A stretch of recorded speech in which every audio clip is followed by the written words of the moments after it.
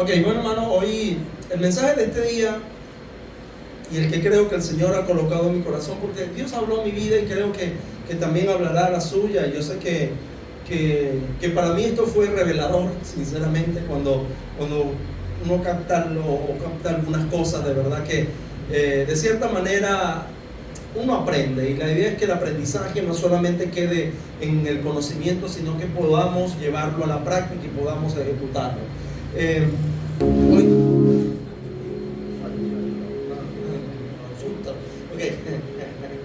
el título del mensaje de este día es ¿y ahora qué? El flyer hemos colocado esta pregunta: ¿y ahora qué? El plan continúa. El subtítulo es el plan continúa. Si nos damos cuenta, muchas veces cuando nuestros sueños son truncados, nuestros sueños tienen obstáculos, ¿no? Por diferentes circunstancias, a veces pensamos que todo eso se vino abajo, se vino a la basura. Y la pregunta que surge es esa. Nos preguntamos: ¿y ahora qué? Recuerdo en una oportunidad de un pastor, como lo dije esta mañana, gracias a Dios no me sucedió a mí o no sucedió acá, que Dios nos libre de esas situaciones. Un pastor que él dice que había una pareja, una joven pareja que lucharon mucho por tener un hijo, por poder dar a luz un hijo, ¿no? La esposa y el matrimonio. Y él cuenta, el pastor cuenta, y dice que ya el niño estaba crecido, tenía ya 1 año, 2 años, y el padre se puso a jugar con él y todo lo demás, y ocurrió un accidente. El niño perdió la vida. Discúlpenme que lo haya dicho sin anestesia, pero así fue. El padre se puso a jugar con el niño, tuvieron dificultad para tenerlo, y luego el padre se puso a jugar emocionado con el niño, jugó en el patio, todo lo demás. Ocurrió un accidente y el niño perdió la vida. Por supuesto que mamá y papá estaban completamente destrozados. El pastor no supo qué hacer, no supo qué decir. Visitó, ¿qué se puede decir en esos casos? Solamente prestar nuestros oídos y llorar con el que llora. Y estaba allí el pastor, y bueno, en medio del duelo, en medio de la situación, del dolor que embargó a esa familia. Y en una oportunidad, en medio del proceso del luto, esta joven pareja fue a la oficina pastoral. El pastor tiene una oficina, y ellos fueron a la oficina para tratar de drenar un poco, de lamentarse, de llorar, todo lo que puede suceder en esos momentos. Y cuando tanto la esposa como el esposo se acercaron a la oficina del pastor, se sentaron, y en medio de la conversación, el papá dice, el esposo dice: pastor, se nos ha muerto un sueño. No es solamente mi hijo que murió, se murió un sueño. Y eso quedó grabado en su memoria, que él lo cuenta y hasta lo escribe, y yo hoy día se lo estoy comunicando a usted, porque de verdad que fue bastante impactante que el hombre haya dicho: murió mi hijo. No, él dice: murió un sueño por el cual tanto lucharon, por el cual tanto se esforzaron, por el cual tanto trabajaron, y luego, por un descuido o por un accidente, mueren. Y él dice que eso le impactó bastante, porque hay sueños, por ejemplo, en este caso con ese niño había sueños. A lo mejor ellos soñaban de llevarlo a la escuela en alguna oportunidad. A lo mejor ellos soñaban con casarlo algún día.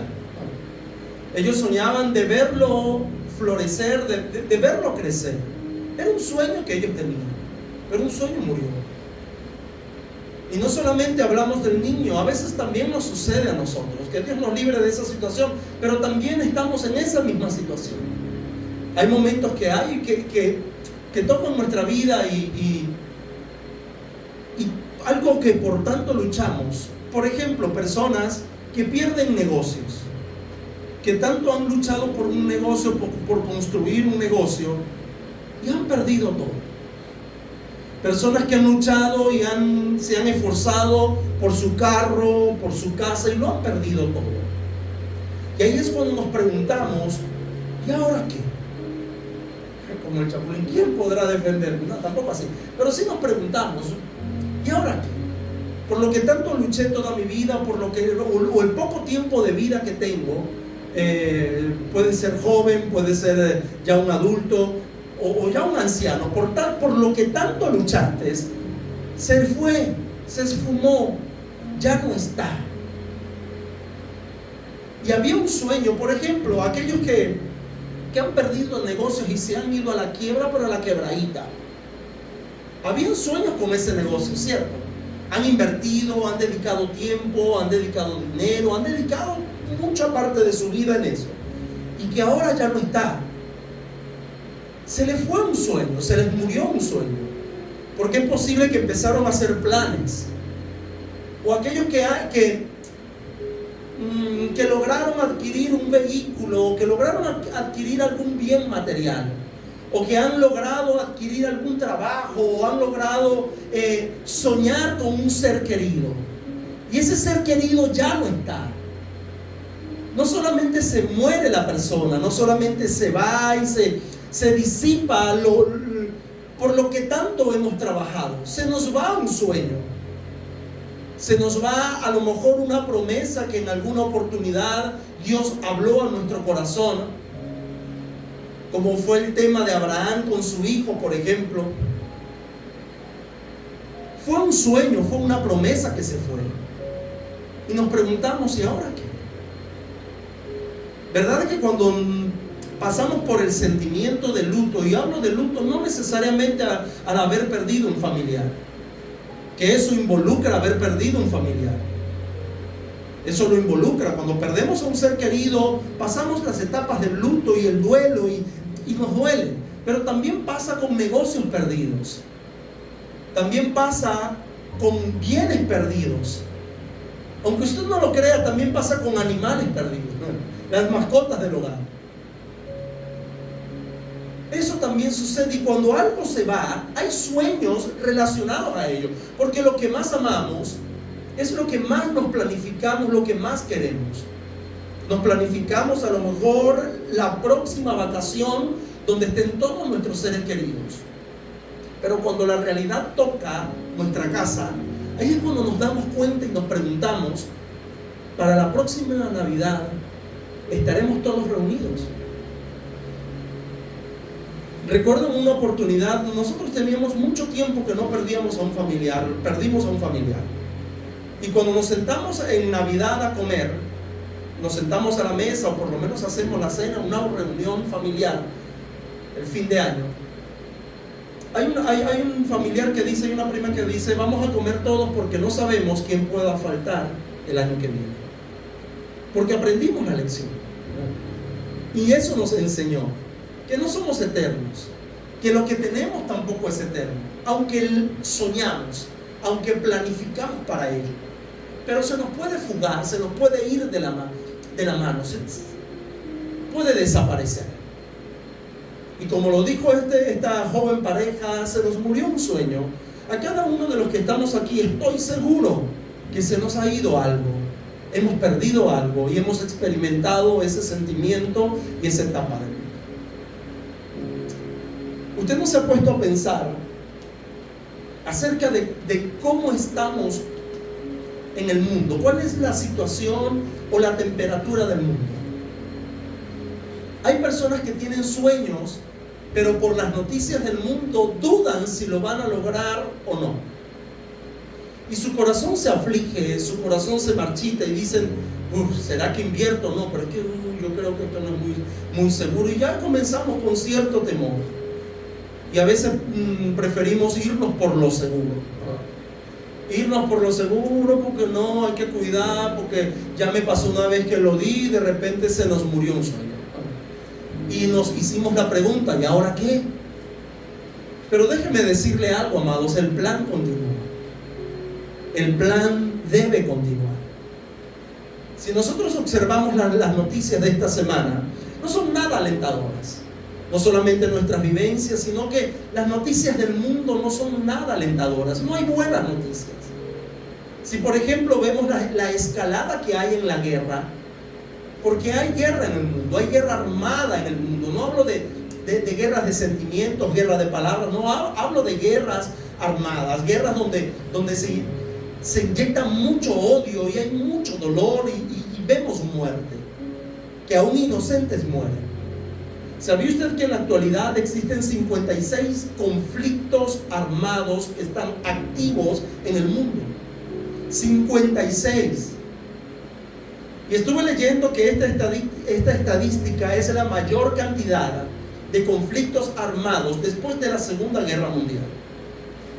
En el 2024 estamos en presencia del mayor conflicto después de la Segunda Guerra Mundial, conflicto armado que existe. Hay países que están en guerra y a veces lo ignoramos porque cada quien está lidiando con sus propios problemas. Cada quien está batallando con sus propios problemas y la guerra que escuchamos, por ejemplo, la de Rusia y Ucrania, es una guerra que ya lleva creo que 2 años.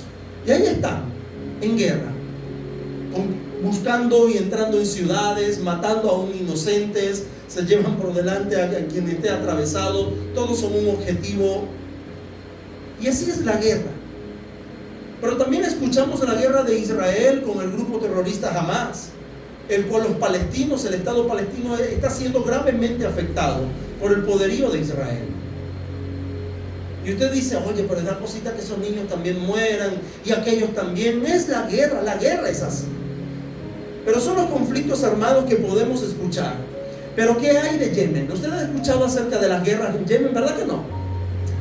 Poco se escucha en noticias, pero hay guerra en Yemen, hay guerra en Nigeria, en Afganistán, en Siria, en Sudán, República Democrática del Congo. Hay guerra en esos países. Hay países que están en guerra, hay conflictos armados. ¿Sabía usted que Colombia entra entre esos países en guerra? Y usted dirá, pero no vemos bomba, no vemos nada, pero nada más con la guerrilla y el conflicto que hay en esa nación. Es tremendo. Mire, hermano, ustedes saben que yo estuve por aquellos lados hace unos meses atrás. Y en las noticias, no lo vemos nosotros acá, pero sí aparecen las noticias de allá. Yo estuve, por ejemplo, cuando estuve en Cali y luego estuve en Medellín, en esa oportunidad puse la noticia. Y resulta que habían colocado una bomba en una ciudad o en una región que se llama Jamundí, que está a 20 minutos de Cali. ¿Quiénes colocaron la bomba en una estación policial? Los guerrilleros. Entonces usted veía esos helicópteros por la ciudad patrullando todas las noches y todo el día patrullando. Y uno dice, usted veía militares en la calle. Aquí yo no he visto militares, hablo de la Fuerza Armada Nacional. Los veía en Colombia y yo decía, Colombia es un país que está en guerra interna, pero está en guerra. Hay conflictos armados en el mundo. Pero no solamente eso, hermano, y vemos que el trabajo diplomático, el trabajo para restablecer la paz no mejora, nada mejora. Lo que hacen es perder tiempo, perder dinero, porque ninguno da su brazo a torcer. Hay un alto al fuego, pero dicen aquel lo violó y el otro lo violó y dele con las bombas. Porque en eso se trata, de eso se trata, alto al fuego, y se reúnen los asuntos diplomáticos, que esto y aquello y tal, y después que llegan a un acuerdo a veces son violados y se desata nuevamente la guerra. Los trabajos diplomáticos han fracasado, el trabajo de paz, los tratados de paz han fracasado. El mundo está en guerra, estamos en una escalada de violencia como nunca antes, hermanos. Pero como nosotros normalmente estamos preocupados con llevar el pan a la mesa, no queremos estresarnos con ese tipo de noticias, ¿cierto? Pero las hay, pero existen. La propagación de enfermedades. ¿Se recuerda del COVID? La pandemia que vivimos hace unos años atrás. Y escuchamos la frase que es verdadera, que dice: el COVID llegó para quedarse. Y a veces escuchamos a personas decir: uy, no hay COVID en el hospital, tengan cuidado con las reuniones. No entramos otra vez en reclusión ni nada por el estilo, en aislamiento, pero escuchamos de casos de COVID, porque el COVID llegó para quedarse. Pero hay países que están sufriendo una epidemia bastante severa. Hay organismos que se encargan de esto. Y vemos, por ejemplo, el ébola. El ébola es una enfermedad que está en los países africanos, pero aún existe. Aunque se han luchado, ha habido luchas y vacunas y estrategias contra la fiebre amarilla, hoy día he escuchado que hay nuevos casos de fiebre amarilla. Que hay acerca de las neumonías, las personas mueren a diario por problemas respiratorios. O el VIH, problemas de SIDA, el cólera, dengue. Aún el mismo cáncer. Es sorprendente el nivel de cáncer que tenemos en la humanidad. He escuchado, por ejemplo, he tenido la oportunidad de viajar y llevar a un primo que le están haciendo tratamiento. Y hay muchas historias allí, hay muchas historias, es un oncológico de embarquecimiento. Hay muchas historias, y entre ellos hay muchas personas jóvenes. Y veo como las enfermeras, y veo como hay comentarios que dicen: hoy sí hay personas jóvenes con tratamiento de quimioterapia tratando de superar un cáncer. Cuando antes encontrábamos eran personas mayores, personas de 60, 70, 80 años que le diagnostican el cáncer. Pero hoy día vemos personas de 30, es muy común ver personas de 40 y de 50 años. Y siguen malas noticias de enfermedades, siguen malas noticias en cuanto a los problemas cardíacos que hay, los problemas de diabetes que hay, los problemas que hay en cuanto a la salud. Las noticias no son alentadoras, hermanos. No son alentadoras. Y sabe, hay una en particular que a mí me afecta en cierta forma, hermano. Y son los migrantes. A mí me descompone cuando escucho que alguien se va. Y ya son como 8 millones, me he descompuesto como 8 millones de veces, porque aproximadamente esa es la cantidad de personas que se han ido de nuestro país. Pero me afecta cuando alguien se va de nuestros seres queridos. Les digo algo, es posible que más nunca lo volvamos a ver. Yo recuerdo en una oportunidad cuando mi abuelo, mi hermano se fue a Colombia. Y mi hermano dijo: no, tranquilo papá, yo vengo en un año. Mi papá lo miró y le dijo: así dijo mi papá, mi abuelo. Él fue migrante, él se vino de Italia. Y le dijo a la familia: no se preocupen familia, yo voy, regreso. En toda su vida, una sola vez volvió a Italia. Una sola vez. Llegó a Venezuela a los 17, 18 años de edad. Él murió a los 61 años de edad, creo. Y en todo ese tiempo, solamente una vez fue a ver a la familia. Y él le dijo eso a mi hermano. Bueno, ya ahorita mi papá está allá. Y es un tema que de verdad a mí me pone como que, ¿qué cosas? Y estuve viendo un poco de esto, hermano, y hay millones de personas que abandonan sus hogares, que se van por un futuro mejor a otra nación y a otro país. Todo para asegurar el futuro, porque en su hogar, en su país, se vuelve inalcanzable lo que quieren, o cumplir sus sueños. Lo vimos, por ejemplo, no hace mucho con las elecciones. Muchos lloraron, ¿no? Muchos lloraron, pasaron tiempo de que no puede ser, no puede, porque piensan que su futuro se ha truncado, que el futuro ha sido violentado. Y es como lo dije, se murió un sueño. La pregunta es: ¿y ahora qué? Nos preguntamos: ¿y ahora qué? Vemos los migrantes salen de sus países, de sus lugares de origen, por el despojo económico que hay, no solamente por el despojo económico, la falta de educación. No hace mucho fui a revisarle una nevera a una persona por allá y estuve allí con ella y me dijeron: pastor, le voy a decir algo, nos vamos del país. Y yo tratando de aguantar fuerza, y decía: Dios, porque yo no quiero escuchar eso. Sí, primero se va mi esposa y yo me quedo aquí con mis niños, me decía el varón, y después nos vamos nosotros. Y la razón era la educación. No puedo brindarle una educación buena a mis hijos, una calidad. Piensan en los hijos. Eso fue lo que él dijo.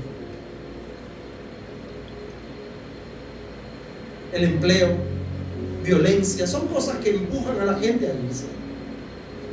En esta travesía muchos tienen éxito, pero les digo algo, muchos otros se quedan en el camino. Y esa es una realidad que no evalúan, y si la evalúan, vale la pena correr el riesgo, dicen ellos. Si nosotros vemos las noticias, nos preguntamos: ¿y ahora qué? ¿Y ahora qué? Pastor, ¿en serio el plan va a continuar? ¿En serio el yo poder adquirir mi casa o mi carro y poder brindarle una buena educación a mis hijos va a continuar? Lo que nos queda es creer y dar esperanza. Es nuestro trabajo como iglesia. Porque aunque nada parece alentador, y aunque el mundo, es verdad, el mundo parece un lugar, o no parece, el mundo es un lugar muy tenebroso. Y miramos nuestro futuro y decimos: oh, esto no pinta bien. Y peor aún, déjeme añadir esto: aquellos que tenemos hijos, o aquellos que tienen nietos, ven a sus nietos, ven a sus hijos, que ellos tienen sus propias preocupaciones. Pero nos preguntamos: hijo, lo que les espera, ¿o no? Le preguntamos a nuestra hija o a nuestros hijos, y lo vemos y le decimos: wow, ellos tienen sus propias preocupaciones. Pero nosotros miramos el futuro de ellos y meneamos la cabeza y decimos: ¿qué será lo que les espera a ellos? ¿Qué les deparará? ¿Se decepcionarán de donde viven? ¿Decidirán permanecer? ¿Decidirán irse? Va a doler. Va a doler, pero ¿cómo los detenemos? ¿Cómo? Y la pregunta es: ¿y ahora qué? ¿Y ahora qué, pastor? A lo mejor yo veo a mi hija de 3 años y a lo mejor sus mayores preocupaciones son que le ponga su comiquita favorita. Su mayor preocupación, porque ha sucedido, nunca pensé que me iba a suceder, pero sucede, que yo estoy en el cuarto cambio del canal para el de los deportes, y cuando ella entra empieza a llorar. Yo sé que es lo que es, quiere que le ponga la comiquita. Y yo era lo que le decía: a mí nadie me va a quitar el control. ¿Me lo quitó? No, mentira, no me lo quitó, pero sí me quitó el canal. Y yo quiero ver mi deporte, pero ella no me deja, porque se pone a llorar, quiere su comiquita. Esa es su mayor preocupación, que papá no le cambie el canal. ¿Qué hay no solo de eso? ¿Qué hay de los jóvenes? ¿Cuándo será nuestra próxima reunión? ¿Será que tendré algo de dinero para compartir con mis amigos? ¿Qué preocupaciones hay? Lo que sí estoy seguro que cada quien tiene sus propias ocupaciones, sus propias preocupaciones, hermanos. Cada quien está lidiando con algo, alguien está lidiando con sus propios problemas. Con esta pregunta: ¿y ahora qué? Ojalá el mundo para nuestros pequeños se mantuviera así. Yo no sé cómo hay niños, bueno, sí, todos pasamos por allí, que quieren crecer. Cuando están pequeños, yo quiero ser grande, quiero ser mayor. Yo tengo un primo, lo recuerdo, que a él no le gustaba que lo abrazaran, ni le dieran besos, ni nada, porque él decía que él era un hombre. Yo soy un hombre, a mí no me gusta que me anden haciendo cariño. Y usted sabe que siempre en la familia hay alguien que es muy meloso, o todos son melosos. Y a lo mejor hoy día, ya de 40 y tantos años de edad, él le gustaría que lo abrazaran y lo besaran. porque él piensa que la ausencia de besos y de abrazos y de afecto de mamá y de afecto de papá es sinónimo de madurez y de hombría. Papá, no me andes besando, ¿vale? ¿Qué te pasa?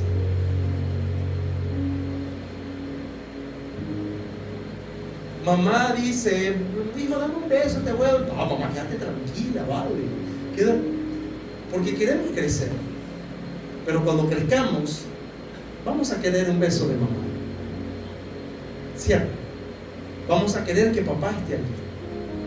Y si estamos en otro país, o si ellos ya no están, si ellos ya se fueron, ahí es cuando nos vamos a sentar y decimos, ¿por qué crecí tan rápido? Yo escucho a mi esposa decir, hija, no crezcas.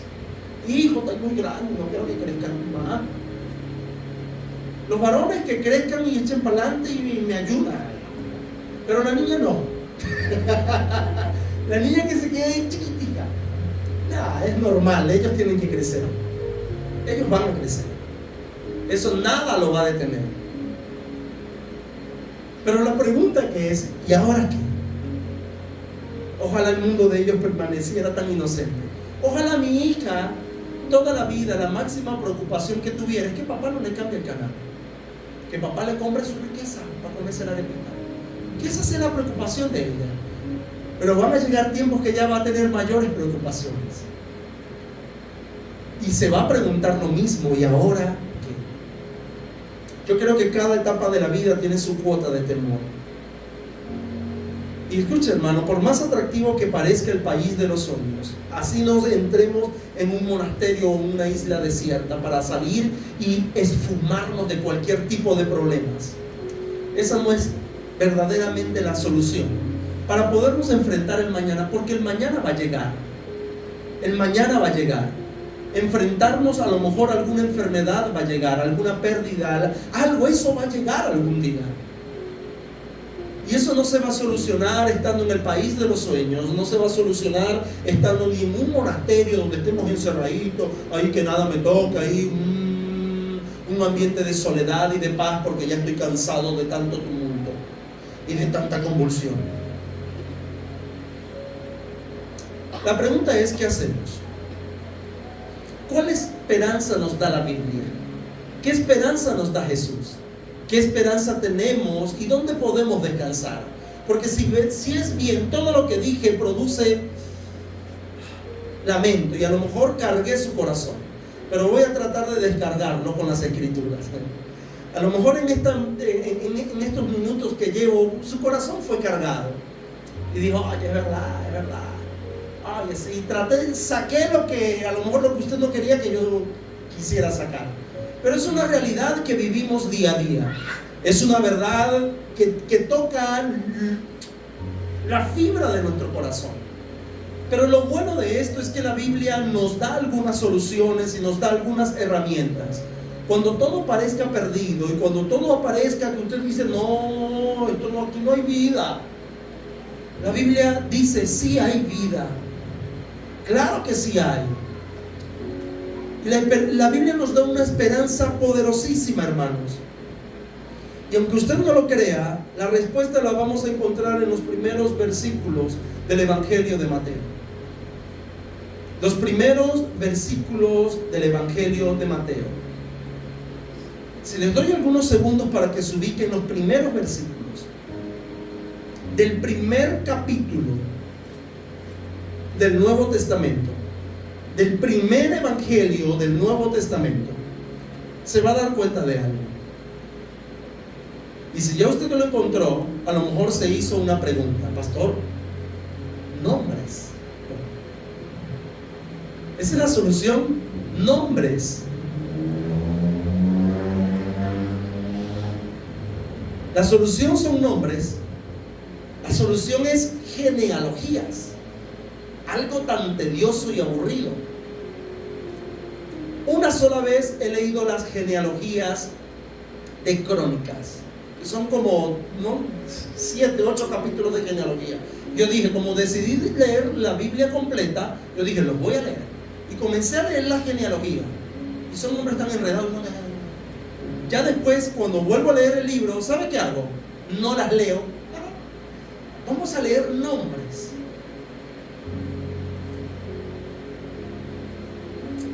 Yo creo que el Espíritu Santo quería mostrar algo en relación a eso, hermanos. Y Él quería destacar un punto. Y Él quería destacar algo muy importante que nos va a dar esperanza. Cuando pensemos que ya todo esté perdido, nos va a dar esperanza. Y es que el Mesías que Dios prometió en Génesis capítulo 12, versículo 3, vendría de una simiente. Y por allí es donde comienza, por Abraham. Versículo 2 dice, y Abraham engendró a... Comienza con Abraham, porque se remonta a Génesis capítulo 12, versículo 3. Y este texto lo voy a leer. Dice, bendeciré a los que te bendijeren, y a los que te maldijeren maldeciré. Y serán benditas en ti todas las familias de la tierra. Hablaba de Abraham y hablaba de una simiente prometida, que dice, voy a bendecir a los que te bendigan y voy a maldecir a los que te maldigan. En ti serán benditas todas las familias de la tierra. Y yo creo que intencionalmente Dios inspiró a Mateo a colocar esta genealogía por una sencilla razón. Y es que como lo prometió en Génesis, nada iba a detener la promesa de Dios. Escuche bien. Y esto quiero que lo comparemos con lo que Dios nos ha prometido. Nada iba a detener la promesa de Dios. Si Dios le dijo a Abraham que en su simiente iba a ser bendecida todas las naciones de la tierra, es porque así iba a ser. Y el Espíritu Santo intencionalmente movió a Mateo a escribir esta analogía. Porque a lo mejor las noticias nos abruman, pero mi pregunta es, ¿tenemos duda acerca del futuro? Claro que sí hay dudas. Nuestro futuro, usted podrá decir, no, es que estoy escondido en Cristo, eso. Pero aunque tengamos la mayor fe, siempre nos preguntamos acerca del mañana. Y nos hagamos esta pregunta, ¿y ahora qué? Construí algo, hice algo, ¿y ahora qué, pastor? Tengo mi esperanza en esto y doy lo mejor y desgasto mi energía, mi fuerza física y fracasa. Pastor, ¿y ahora qué? La situación me abruma, la situación todo. Y ahora que veo las noticias y veo que nada pinta bien, veo que el mundo es un mundo atemorizante, nos preguntamos, ¿y ahora qué? Pero recuerden, el plan continúa. El plan continúa. Si tenemos dudas acerca del futuro, vamos a echarle un vistazo al linaje de Jesús. Porque si hay motivos para dudar acerca de la promesa de Jesús,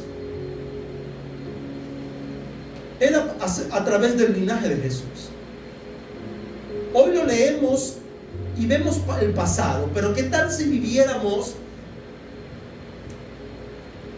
y nos encarnáramos en cada momento preciso en el que vivió estos personajes? No mirando el futuro, sino mirando el presente. ¿Cuántas dudas iban a surgir?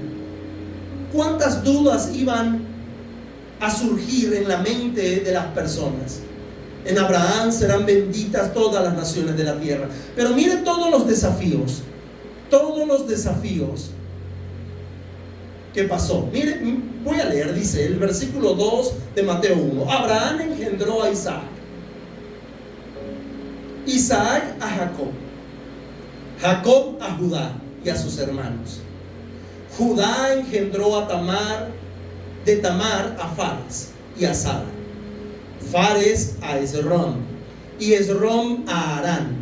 Arán engendró a Aminadab, Aminadab a Naasón y Naasón a Salmón.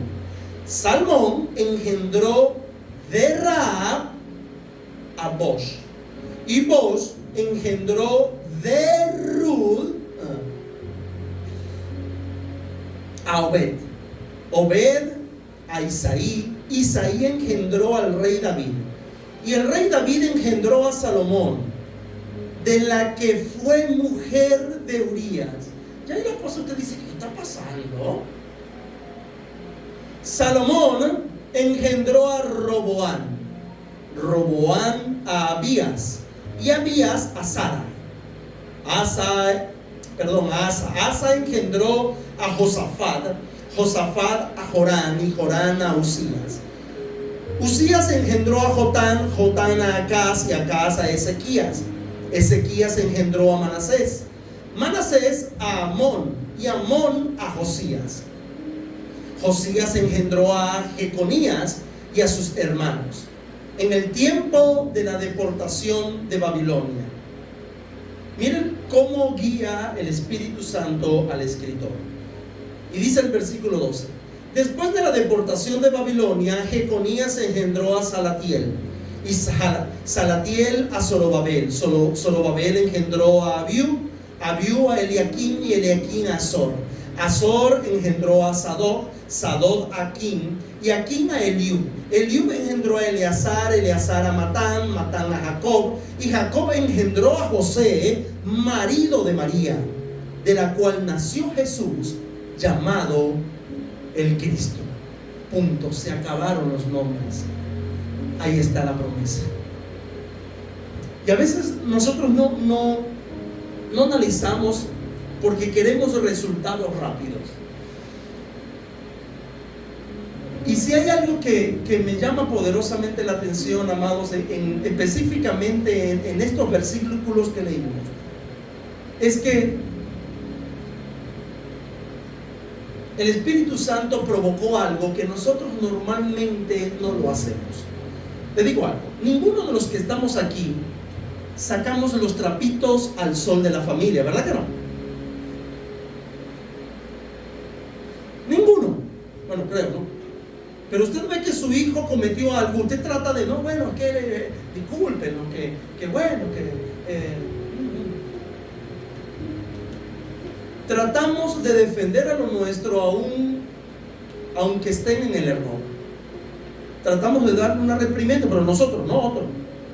Y si hay una vergüenza, si alguien ha cometido una vergüenza familiar, lo tratamos entre nosotros. Como decimos, nosotros nos lavamos los trapos aquí. No los vamos a sacar al sol. Lavamos los trapitos entre nosotros mismos, los ponemos en el closet y que nadie nos vea con esos vestidos. Para la calle sacamos lo mejor, pero para la casa dejamos la camisa de hueco, la transparente, bueno, ya usted sabe la ropa que normalmente usamos en casa. Pero para la calle usamos lo mejor, porque normalmente tratamos o hacemos un esfuerzo para esconder nuestros fracasos familiares. Difícilmente alguien se pare aquí y diga, mano, mire, usted sabe que ayer, sí, yo fui, o yo no, mi hijo fue y robó la panadería que estaba allí. Qué alegre estoy. Ninguno hace eso. Ninguno. Más bien decimos, uy, que los hermanos no se enteren, hijo, que hiciste, hijo. Eso no es. Ay, no, que no sé, el vecino que se va, y que va a decir el vecino, por favor. Normalmente los fracasos familiares lo tratamos entre nosotros. Yo creo que toda historia que tenemos que nos avergüenza, no la contamos en reuniones de amigos.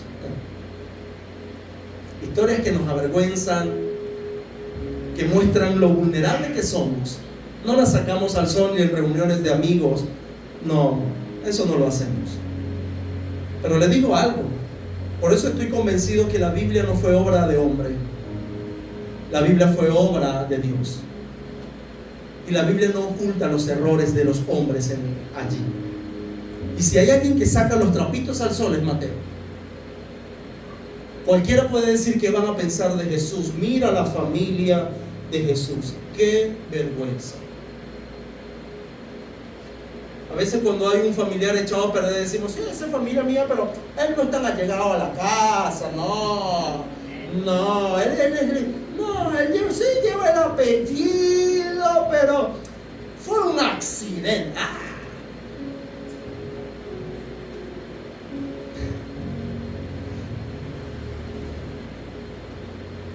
Pero Mateo no hace eso, hermanos. ¿Sabe con quién inicia? Inicia con Abraham. Y doy gracias a Dios que no son documentos que hay en la historia secular. Son escritos bíblicos, es algo que está en la Biblia. ¿Y sabe quién fue Abraham? Claro, lo conocemos como el padre de la fe, ¿cierto? Lo conocemos como al que Dios le prometió la simiente, donde iba a ir la semilla, la promesa, de ahí vendría la nación judía. Es más, también vienen lo que hoy día conocemos como los árabes, a través de los ismaelitas. Abraham es el padre tanto de los judíos como de los árabes, si usted no sabía ese dato. Pero eso viven es agarrado, bueno, los hermanos agarrados, cayéndose a palo por allá, bueno, ojalá fuera palo, cayéndose a plomo, a bomba, etcétera, etcétera, etcétera. Pero ¿quién fue Abraham? No quiero resaltar eso, quiero resaltar que Abraham, el padre de la nación de Israel, ¿sabía usted que más de una vez él mintió? Y la Biblia dice que el padre de la mentira es el diablo. Y Abraham mintió. Usted lee Génesis capítulo 12, del versículo 10 al 20, nos vamos a dar cuenta que Abraham mintió para salvar su vida. Abraham fue con su esposa y como era muy hermosa, le dijo a los egipcios: ella es mi hermana, por si acaso. No vaya a ser que lo iban a matar a él para quedarse con ella. Y él tenía miedo. Y él dijo: no, ella es mi hermana. Faraón el rey la mandó a llamar y Faraón se iba a casar con ella. Pero cuando empezaron a ver las calamidades que hubo en Egipto, ¿qué sucedió? Faraón dijo: tú, ¿qué es lo que te ha pasado? ¿Por qué me mentiste? Si ella es tu esposa, por poco la tomo por mujer. Llévatela, vete. Mentiroso. Abraham quedó rayado, man. Abraham quedó rayado como embustero. En una nación, no fue en una comunidad, no fue en una casa. Siempre en una casa hay uno que es más embustero que otro, ¿verdad? Uno dice: que no te creo, pero una ahí. Bueno, yo creo que Abraham era uno de esos, porque en una nación él quedó rayado como mentiroso. Y no fue una vez que mintió, en varias oportunidades lo hizo. ¿Le estoy quitando mérito a Abraham? No, le estoy dando mérito a Dios. Que Dios promete lo que cumple lo que promete, y ahí es donde voy. Dios cumple lo que promete, a pesar de. Porque nos preguntamos: ¿y ahora qué? A lo mejor nos preguntaríamos: ay Dios, Abraham falló, ¿y ahora qué? Dios va a cambiar el plan continúa, hermanos. El plan continúa. Y si nosotros seguimos leyendo un poco más, vamos a saltar a Isaac. Ahora no los voy a mencionar a todos, pero voy a mencionar los más oscuros, para que usted se dé cuenta que a pesar que el mundo pinte tan gris, Dios va a cumplir lo que prometió. Y si Dios lo habló, Dios lo va a cumplir. Y ahí es donde podemos descansar. Porque si nos vamos no solamente a Isaac, sino al nieto de Abraham, nos vamos a Jacob. ¿Usted sabe quién fue Jacob? ¿Usted se recuerda la mano de Dios? Yo no sé por qué le llaman así, pero uno dice: ¿por qué le llaman eso así? El fútbol se juega con los pies. Y en 1986, en el Mundial de México 86, llegó un personaje que ya murió, llamado Diego Armando Maradona, que estaba jugando contra Inglaterra. Ahí no había VAR ni nada de eso. ¿Y qué hizo Maradona? Saltó y con la mano ¡pum!, metió gol. ¿Listo? ¡Pum! Bueno, Jacob metió 55,000 goles como ese. No fue uno.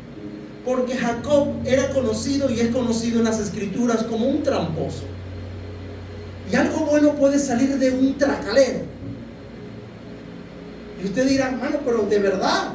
Y ahí Mateo lo dice: Y yo creo que hay una razón, hay una poderosa razón por la cual el Espíritu Santo permitió que esos errores estuvieran plasmados en las Escrituras.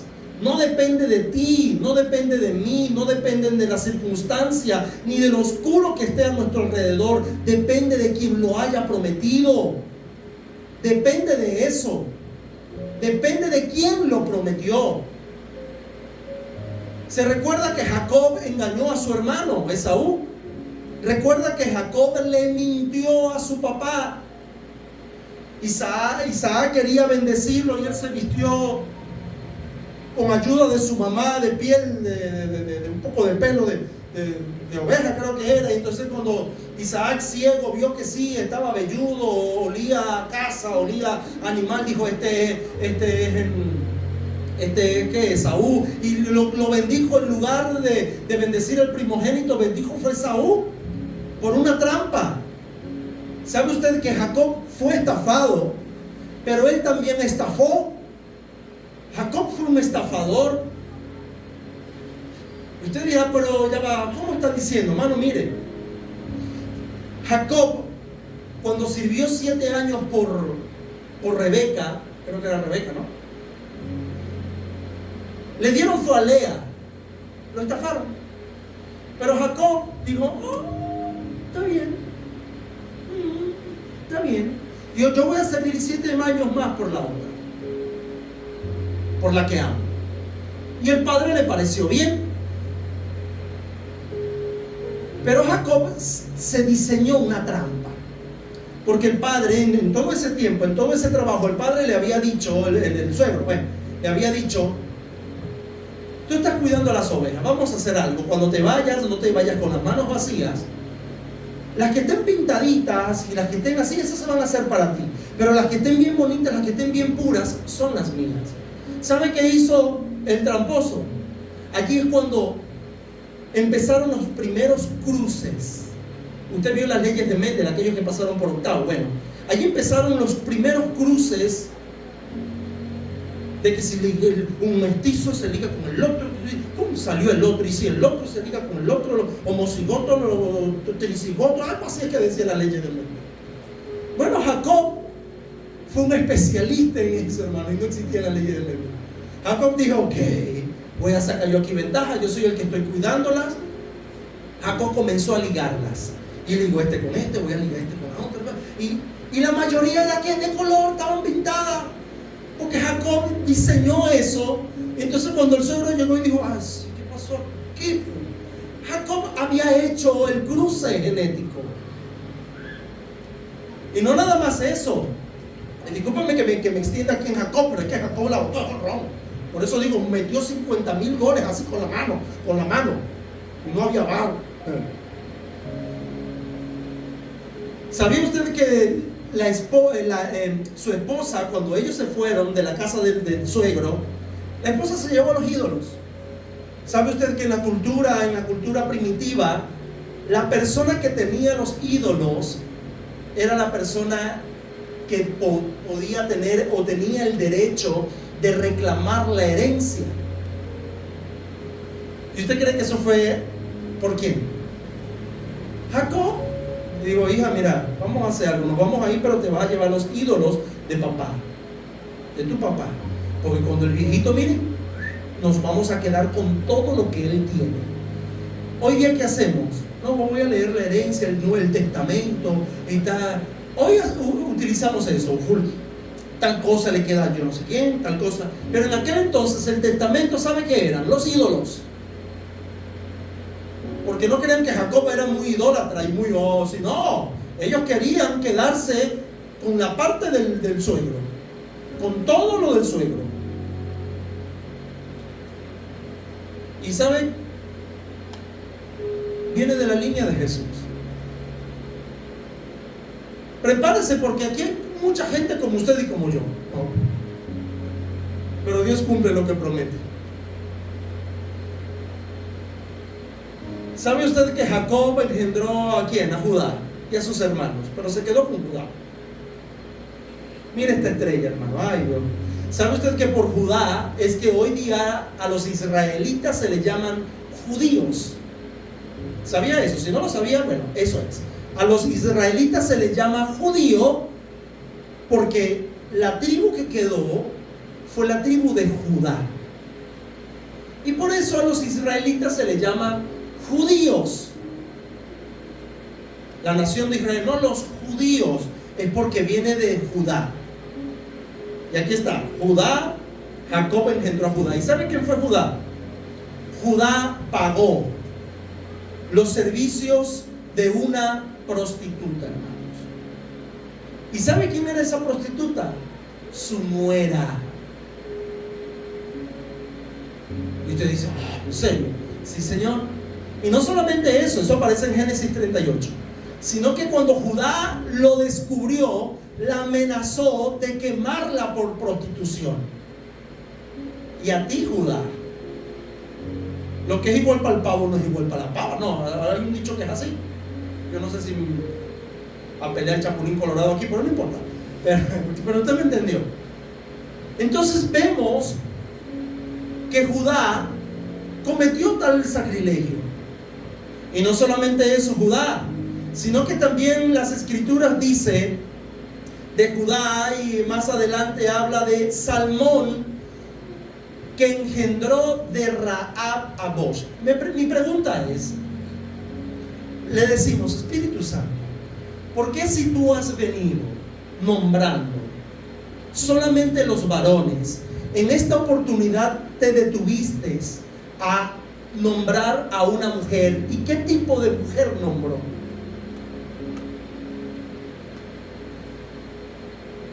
¿Por qué no mencionó a Sara, a Rebeca? ¿Por qué no mencionó a ninguno de ellos? ¿Por qué no mencionó a las mujeres? Sino que cuando nombró a Salmón, dijo de quién era la mamá. ¿Quién era la mamá de Boaz? ¿Sabe usted que la mamá de Boaz era Rahab? ¿Se acuerda de los espías de Jericó? Es esta Rahab la que escondió a los espías.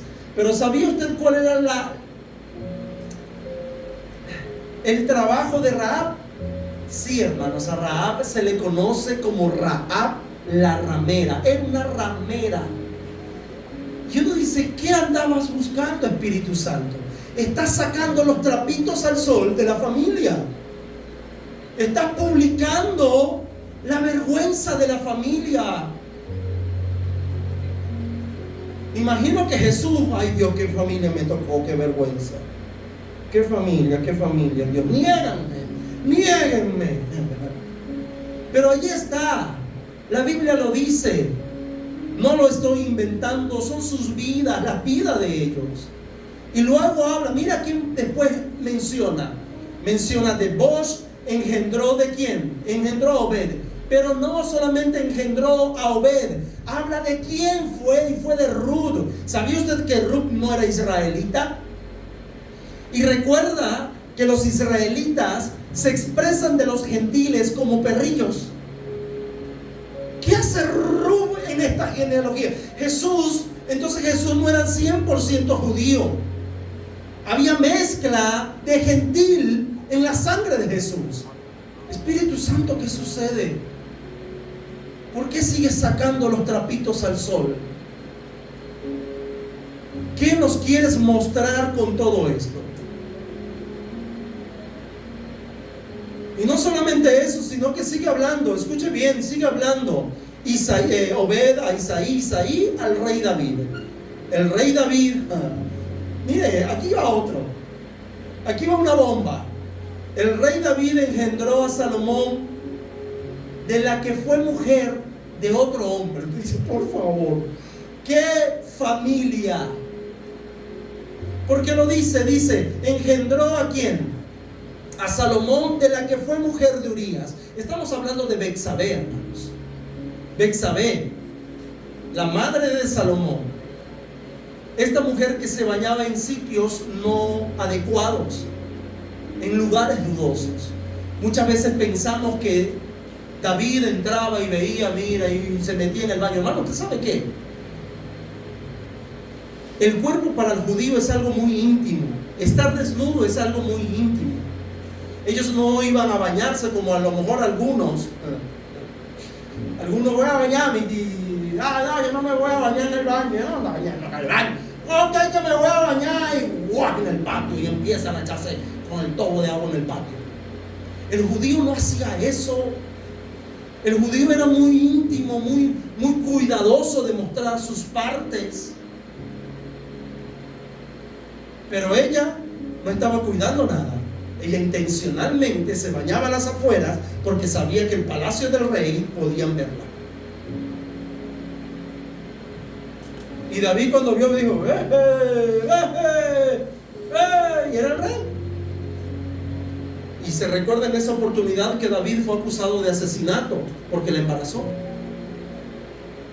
Usted dice, y sigue sacando los trapitos al sol de la familia. ¿Qué está sucediendo? Manasés. Ahí hay un hombre llamado, un rey que se llamó Manasés. ¿Sabía usted que Manasés obligó a sus hijos a pasarlos por el fuego? Sí, Manasés practicó la hechicería, practicaba la brujería, y sus hijos se los dedicó al diablo, se los dedicó a Baal, a los dioses paganos. Y usted dice: ay Dios, qué familia. ¿Sabía usted que el hijo Amón rechazó a Dios? Ahí está en 2 de Reyes capítulo 21 versículo 22. Rechazó a Dios. Y ahí está entre la genealogía de Jesús.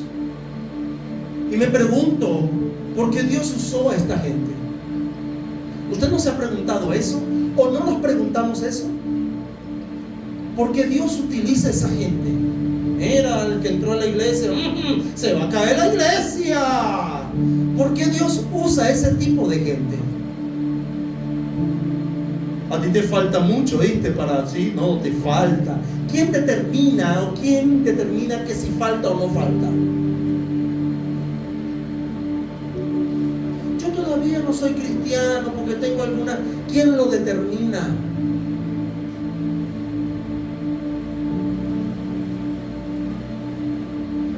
¿Por qué Dios usó a esa gente? Yo creo que no era necesario hacerlo. Dios muy bien pudo haber enviado a Jesús de otra manera diferente. Pudo haber enviado a Jesús de las personas más cultas de la antigüedad y de esos momentos. ¿Por qué el Espíritu Santo nos cuenta las faltas de cada uno de ellos? Los fracasos de cada uno de ellos. ¿Por qué? Trato de responder a esta pregunta, hermanos. Pero yo creo que Él sabía muy bien lo que usted y yo estamos viviendo hoy día. Él lo sabía muy bien, por lo que usted y yo vamos a pasar o estamos atravesando. Él sabía que estaríamos preocupados. ¿O usted no cree que David se preocupó? ¿Y cuántos salmos no escribió David y dijo: no me deseches, Dios, no apartes de mí tu Santo Espíritu por los errores cometidos? ¿O usted cree que en su tiempo Abraham, Jacob no luchaban en contra de esos pecados? Ellos no eran dignos de tener la sangre del Mesías, pero Dios así le plació. Dios así le plació. Para cualquiera que ve esta genealogía dice: listo, se perdió. Aquí ya no nace ningún Jesús, no nace la promesa. La promesa se perdió. La promesa se perdió. ¿Y ahora qué? ¿Y ahora quién vendrá? Esta pregunta también cabe acá. ¿Y ahora qué? Tenemos a uno, mira, ay Dios, qué vergüenza. Y mire la vergüenza del otro, Dios mío. Y David, por favor, el hombre conforme al corazón de Dios, ¿qué hiciste? Rahab, ¿en serio vas a nombrar a Rahab? No, todo esto se acabó. Esto se acabó. Allá hay una cuerda de inmorales. Esto se acabó. ¿O no es lo mismo que decimos cuando vemos las noticias? Esto se acabó. No es lo mismo cuando se nos muere un sueño y decimos: esto se acabó, ya no hay más que nada que hacer. Es lo mismo que decimos. Permítame utilizar esta analogía para volver a creer.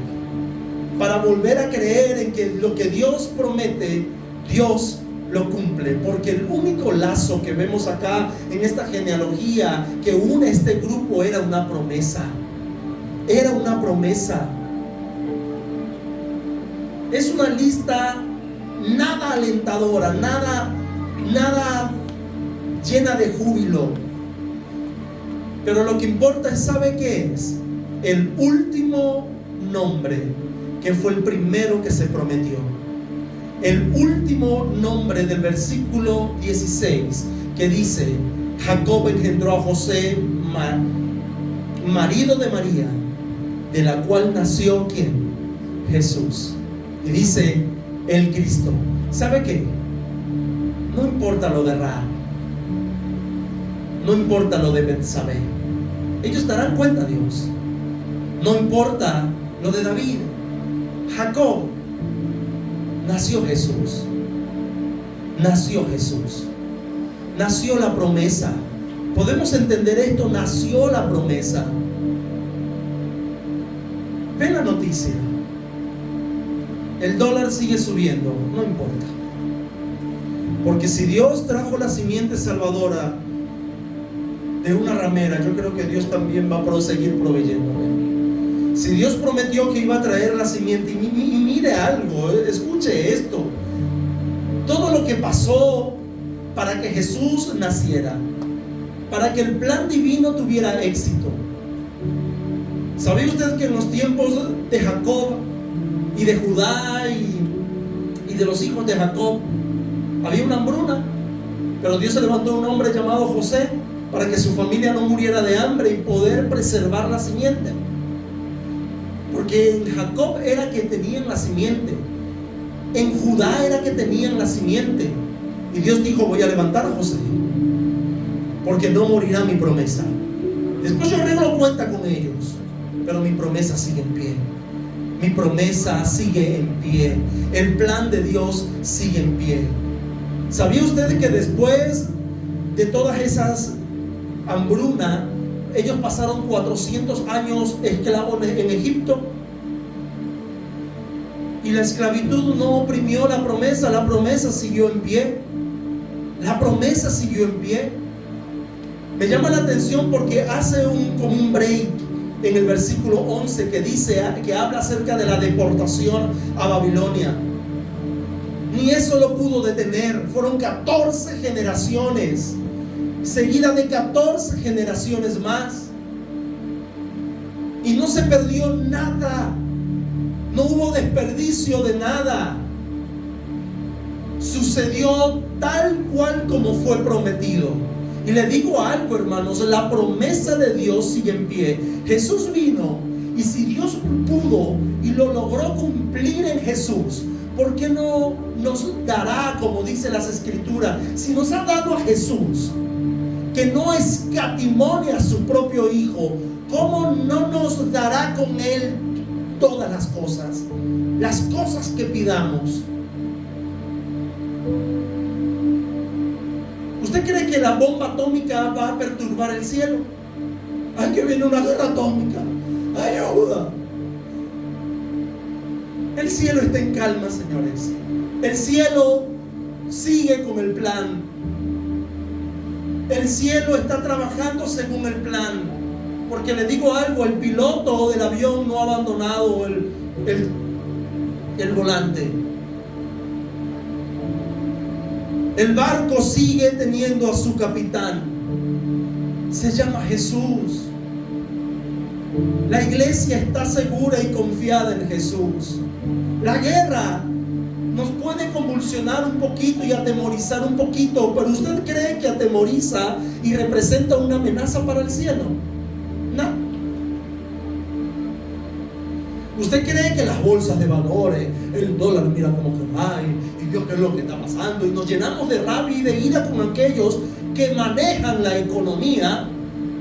Pero ¿usted cree que la economía va a intimidar los planes de Dios? Nos intimidan a nosotros y nos ponen a pensar: ¿y ahora qué voy a hacer? Y ahí es cuando surge la pregunta: ¿y ahora qué? Pero les digo algo, a pesar de que hoy te preguntes ¿y ahora qué?, el plan continúa. Séquese la flor, dice las Escrituras, marchítese la hierba, la palabra de Dios permanecerá para siempre. Las promesas de Dios permanecerán.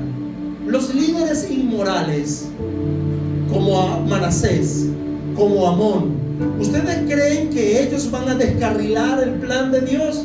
Escuchen, Hitler lo pudo hacer. No lo pudo hacer. Quiso exterminar a toda la población judía. No lo pudo hacer. ¿Usted cree que Herodes se iba a salir con la suya cuando mandó asesinar a todos los niños menores de 2 años, creyendo que ahí también se iba a llevar por el camino a Jesús? Porque según había nacido el rey de los judíos, y él dijo: no puedo dar ventaja de que nazca un rey de los judíos siendo yo rey. No, matemos a todos los niños menores de 2 años. ¿Y qué sucedió? Un ángel le avisó a José y a María: váyanse a Egipto y escóndanse por allá por un buen tiempo, porque cuando este rey muera, ustedes van a volver a regresar, porque el plan de Dios sigue en pie, hermanos. ¿Se recuerda lo que sucedió con Moisés? Cuando también Faraón mandó y dijo: me matan a todos los varones judíos, no quiero que ninguno viva, niño que nazca, niño que muere, las hembras la conservan, los varones muertos todos. Moisés nació y ocultaron a Moisés. ¿Y qué hizo Moisés? Sacó de la esclavitud al pueblo de Israel. Porque los planes de Dios sí funcionan. Las promesas de Dios, Dios sí las cumple. Nosotros no. Y usted dirá: pastor, yo sí cumplo todo. No me venga con cuento. No me venga con cuento. No la cumplimos. Y Dios sabe eso. Y Él dirá: después arreglamos cuenta. Aguanta ahí, pero yo voy a cumplir mi promesa. Señor, es que no yo sé que no cumpliste, pero yo mi parte sí la voy a cumplir. Había hablado del acta del testamento de herencia. Pero ¿sabía usted que en la antigüedad existía otra práctica a la hora de hacer algún pacto o ahora a la hora de hacer algún acuerdo? Hoy día, ¿qué utilizamos? No utilizamos la palabra, ya eso se acabó. Antes era: mi palabra vale, y un apretón de manos, y así lo hacemos. Pero hoy día tenemos que tener algún documento firmado, tenemos que revisar, tenemos que chequear, tenemos que revisar, chequear y tener un documento a la mano y firmar ambas partes. En la antigüedad el documento era un animal. Dios lo usó con Abraham, creo que lo usó con Jeremías también. Era un animal. El animal vivo lo mataban, lo picaban por la mitad. Escuche, el animal estaba unido, lo mataban, lo picaban por la mitad. Una parte la separaban a cierta distancia y la otra parte también la separaban a cierta distancia. En el medio quedaba ¿qué? El derramamiento de la sangre. Y a la hora de hacer un pacto muy serio, ambas partes tenían que pasar por el medio, por el centro del animal. Si yo hago un pacto con usted o un compromiso, vamos a utilizar la palabra compromiso. Agarramos un animal, lo partimos por la mitad, la parte de la cola queda por allá y la parte de la cabeza queda para allá, y en el centro queda la sangre. Es evidente que queda sangre, ¿no? Entonces yo hago un pacto con alguien, un compromiso con alguien, yo paso por el medio y luego esa persona pasa por el medio, que es la garantía de que yo voy a cumplir mi parte del pacto y esa persona también cumplirá su parte del pacto, su parte de la promesa. ¿Qué pasa si uno de los dos incumple? Será responsable de la vida de ese animal, será responsable de la sangre de ese animal. Dios lo demandará.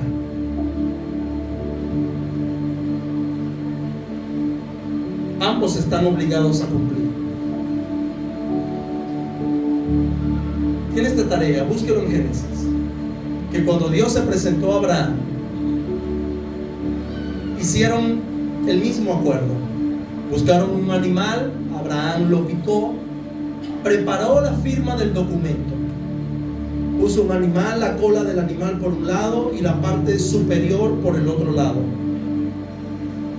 Dios le dijo a Abraham: tú no vas a pasar, solamente pasaré por medio de esos dos animales, pasaré yo nada más. Y esa fue la garantía que Dios le dio a Abraham de que cumpliría su promesa.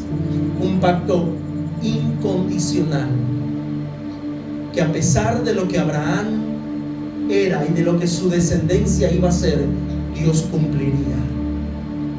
Y Dios, dice la Biblia, pasó por en medio de los animales y le dijo a Abraham: ni se te ocurra pasar, porque no vas a poder cumplir el compromiso.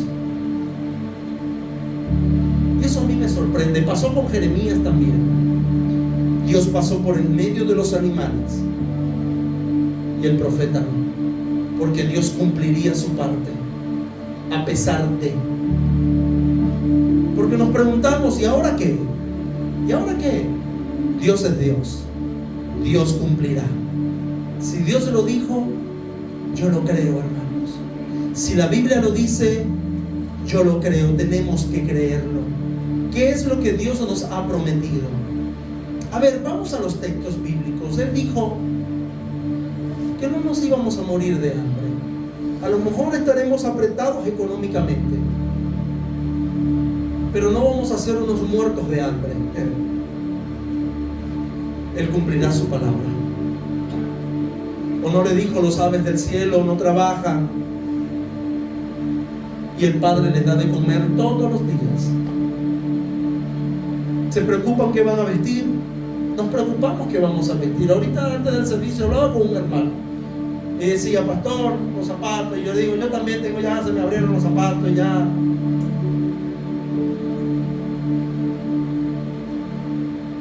llego con las medias mojadas a casa, ruego que no llueva. Pero ¿en qué descansamos? En su promesa, que si los lirios del campo Dios los viste así, ¿cuánto más nosotros, que valemos mucho más, hermanos? Dios va a proveer, ¿sabe? Dios va a proveer. Dios va a cumplir lo que promete. Pastor, es que las noticias, pastor. Ay, no duermo. Si es posible, elimine Instagram, elimine Facebook, elimine todas esas cosas. Porque eso nos da como un susto cuando vemos esa noticia. ¿O usted cree que no es digno de asustarse cuando vemos esta genealogía? Usted dice: ¡ay, Dios! Hay que asustarse. Pero Jesús vino, Jesús murió, también resucitó, porque Dios cumple lo que promete. Dios cumple lo que promete, y yo estoy seguro de eso. Segunda de Corintios capítulo 1 versículo 20 dice: porque todas las promesas de Dios son en el sí y en el amén. ¿Por medio de quién? De nosotros. ¿Sabe cómo Dios va a mostrar sus promesas? Por medio de ti, por medio de mí. ¿Sabe cómo Dios va a mostrar al mundo que Él es un Dios proveedor? Cuando en medio de la necesidad Dios te provea. ¿Sabe cómo Dios mostrará al que no cree que Él es un Dios sanador? Que en medio de la enfermedad Dios nos sane. ¿Cómo Dios va a mostrar al mundo que Él puede utilizar a las personas rotas, personas quebradas? Cuando en tu vida pasada te avergüences de lo que hiciste y hoy estás sirviendo fielmente a Dios. Y a lo mejor muchos te dirán: ay, es que esa está en la iglesia. Sí, esa está en la iglesia y vendrán muchos más.